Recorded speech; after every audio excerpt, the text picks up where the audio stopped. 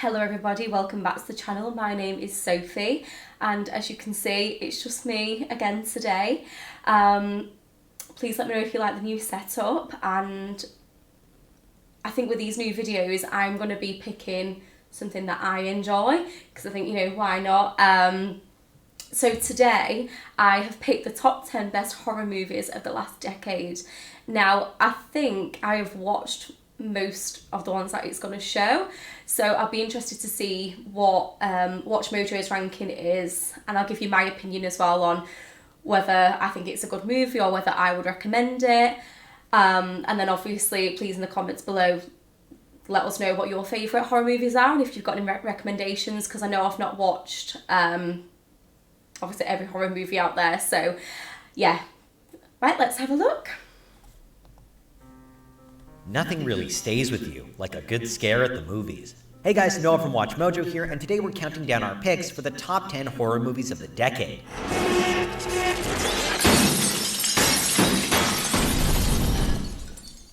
For this list, we'll be looking at the very best horror movies released between 2010 and 2019. However, we will be excluding movies that are overt comedies or thrillers.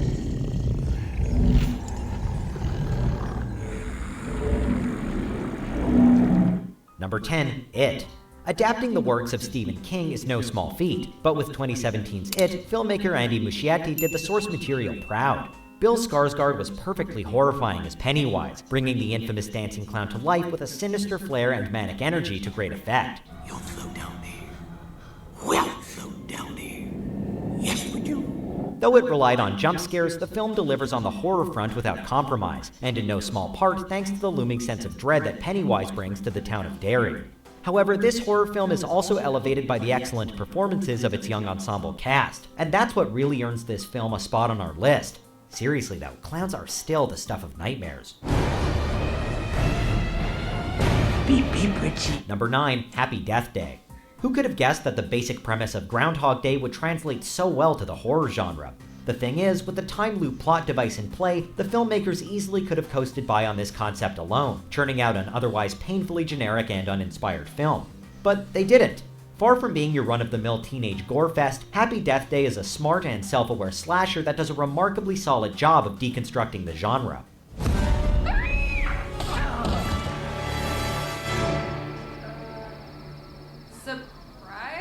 In this sense, it feels like a spiritual successor to Scream. There are plenty of laughs, but these thankfully don't come at the cost of genuine scares. And while it might not be a perfect film, it scores a whole bunch of bonus points for creativity. What do you want? Why are you doing this to me? Number 8, The Cabin in the Woods. Yes. Okay, so with Happy Death Day, I think there's a second one out that I've not seen yet. But no, honestly, I do think that should be on the list.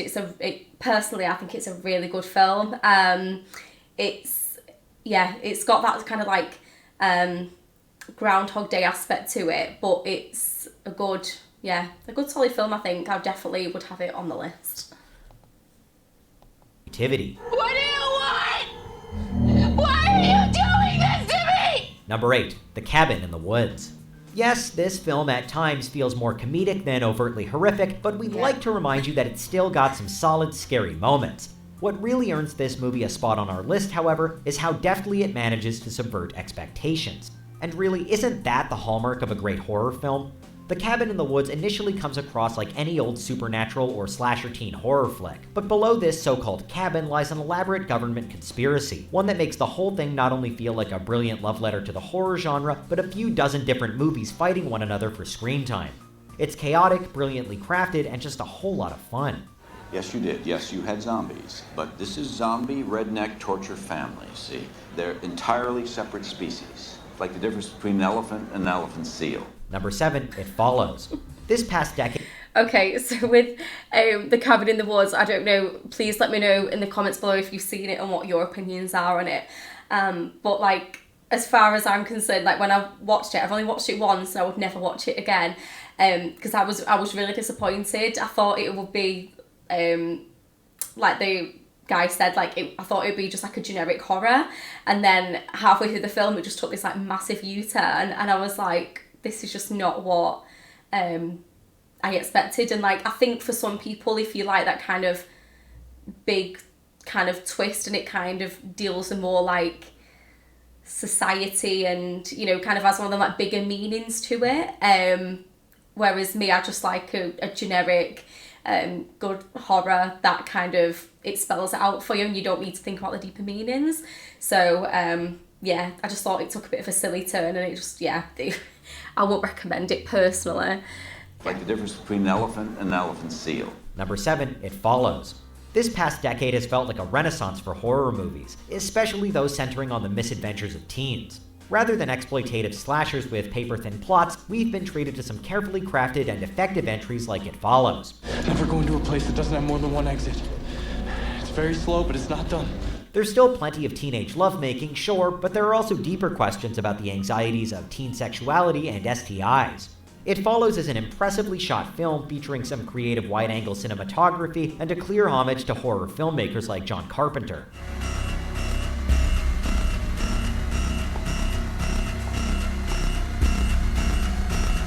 The movie's further amplified by Micah Monroe's performance in the lead role. Ultimately, It Follows is just a really compelling horror film that operates on both a supernatural and psychological level. Plus, it has a great score.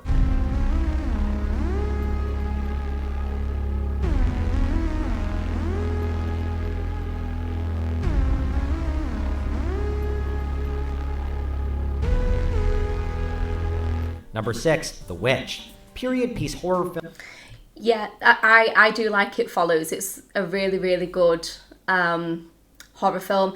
I think it's just got that, like, it's not sort of like over the top, it's not kind of gory, it's very like below the surface, kind of just like very ominous, and if you have to sort of like pay attention all the way through it, or else you'll kind of, for me anyway, I'd miss certain parts. And no, I thought it was like a really, really good film. I like the ending. It kind of like put you on edge throughout the entire film and sort of like made you really think. I think it was a bit like, you know, the Truman Show. I don't know if anyone's ever seen that movie, but it kind of gave me that similar vibe, where you kind of walk away from it and you think, oh, is anyone following me? I don't know, that was me personally. It did actually leave an impression on me. So I'd definitely recommend that one.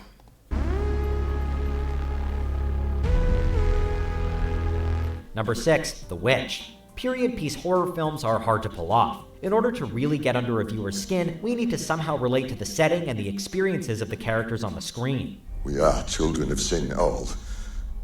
Yet I tell thee, I have raised up no witch in this house. Let us pray. Then we need fear nothing. It's safe to say that most cinema-goers aren't a farming family living in New England in the 1630s. Yet filmmaker Robert Eggers managed to craft a deeply unnerving film, one that scares with ambience, psychological dread, and off-screen threats rather than cheap scares.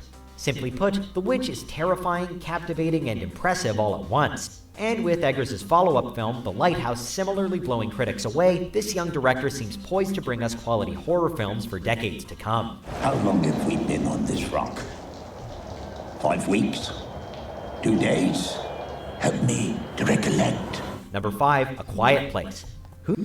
Yeah, I do. I really liked The Witch. I've only seen it once, but I do love the actress in it, Anya Taylor-Joy. She's one of my favourite actresses. I love everything that she does, to be fair. But no, that was, a really good kind of creepy, again, a bit of like a slow burn, but the end was really good as well. So, yeah. Number 5, A Quiet Place. Who knew John Krasinski had it in him? Best known as the lovable Jim Halpert from The Office, Krasinski has proven himself to be quite versatile in the years since, but no move has been more surprising than his foray into directing horror.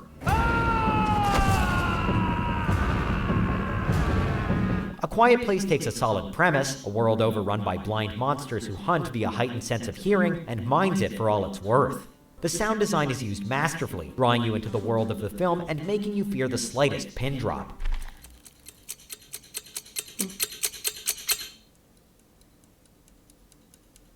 Krasinski and his cast, including his spouse Emily Blunt, all deliver committed performances that serve as the film's beating heart. You grow attached to the Abbott family, and this attachment creates real and terrifying stakes.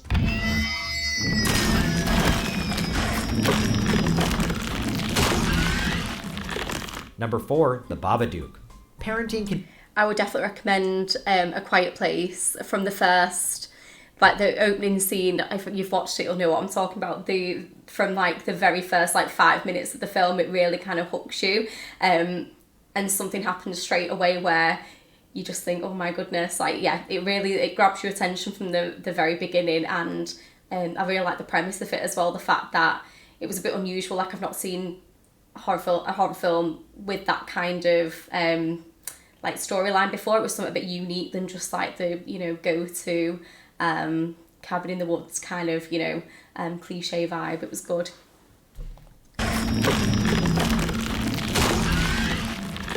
Number 4, The Babadook. Parenting can be a scary thing, especially when you're doing it alone. But when trying to raise a child while simultaneously navigating the grief of losing a partner, well, that must be downright maddening. His name is Mr. Babadook, and this is his book. A rumbling sound, then 3 sharp knocks. Babadook, dook, dook. These are the core themes at work in this remarkable horror film written and directed by filmmaker Jennifer Kent. As single mother Amelia Vanek, Essie Davis does an incredible job conveying the deep exhaustion felt by her character.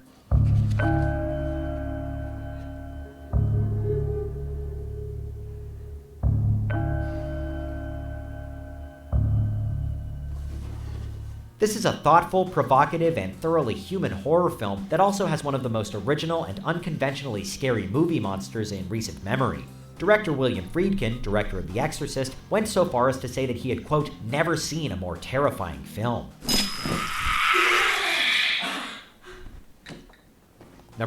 I must admit as well, yeah, like when I've only watched it once, I can't remember what happened, because I watched it when it first came out, but I would say it was one of the scariest horrors that I've seen.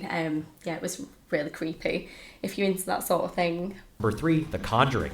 After unleashing not one but 2 major horror franchises upon the world with Saw and Insidious, filmmaker James Wan delivered one of the greatest haunted house films in decades. Unlike most of the movies on our list, The Conjuring doesn't necessarily feel like it pushes the boundaries of the genre.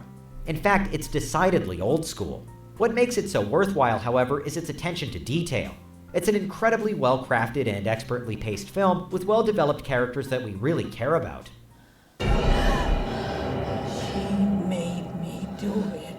Wan's knack for building tension and breaking it with terrifying scares is a testament to his horror movie experience. In short, it's the perfect supernatural horror film, one with superb scares and a whole lot of replay value.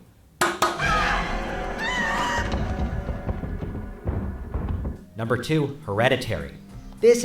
Yeah, The Conjuring, I would definitely recommend. Like the guy said, it's like an old school style. I think it's set in like the 70s, but it's based on a true story. And the second one is just as good, and that's also based on a true story. And anything that's based on true events, just instantly, like, to me, is more interesting. So yeah, I'd definitely recommend. This is the sort of movie that people were praising and warning each other about in the same breath. A deeply disturbing supernatural and psychological horror film, Hereditary follows a family haunted by the death of their grandmother. But it's so much more than that. Not only is it extremely unsettling to watch, it's also chock full of unforgettable moments that'll most likely give you nightmares. It's not a pleasant viewing experience, but there's no denying that the film is a true work of art, both narratively and visually.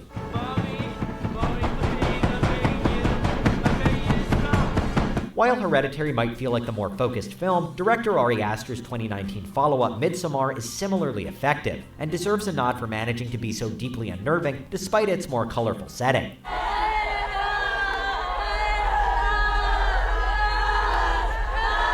Okay, so I know I wasn't the only one at the office who was a little bummed out that Hereditary was only a number 2 pick and not our number 1 pick. Is that a hot take? I don't even know anymore at this point. Anyways, see if you can... Just to stop in there, I would definitely recommend both Hereditary and Midsommar. They're very like psychological.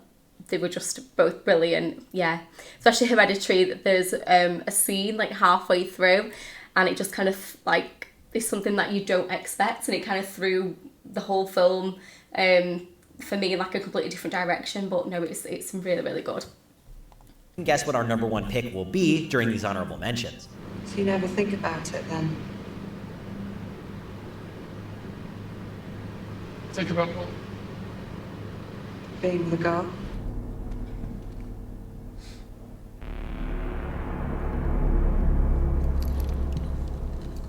I'm scared.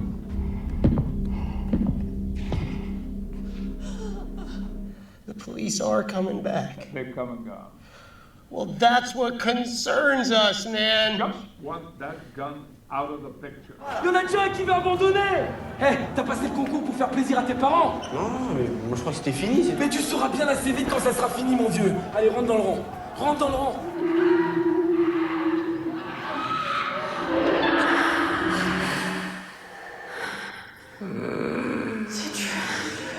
Before we continue, be sure to subscribe to our channel and ring the bell to get notified about our latest videos. You have the option to be notified for occasional videos or all of them. If you're on your phone, make sure you go into your settings and switch on notifications. Number 1. Get Out. We're definitely witnessing a new generation of horror auteurs leaving their mark on the genre. But arguably no horror filmmaker working today is more exciting than Jordan Peele. Sink into the floor. Wait. Sink.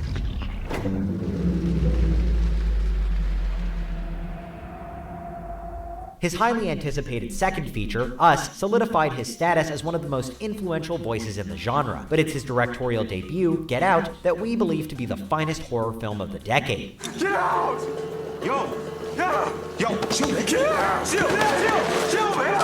Wholly original and terrifying in the most unexpected of ways, Get Out delivers scathing yet profound social critiques.